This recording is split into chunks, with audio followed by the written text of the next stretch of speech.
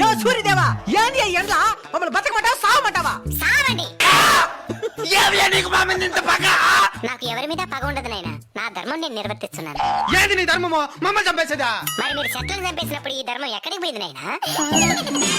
అట్లా నాకు తెలుసు. ఈ ఎండకి తలకు తోట్లు పడుతున్నాయి. మీరు వాడి ఏసీల వల్ల ఓజన పరకి ఎప్పుడో తూట్లు పడింది నాయన.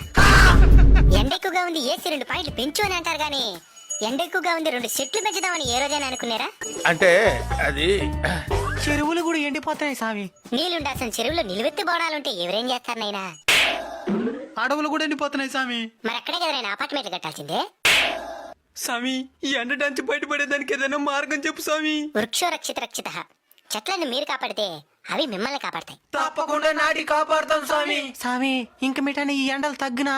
In front there is crocodile festival. అంటే ముందుంది ముసళ్ళ పండగ అని.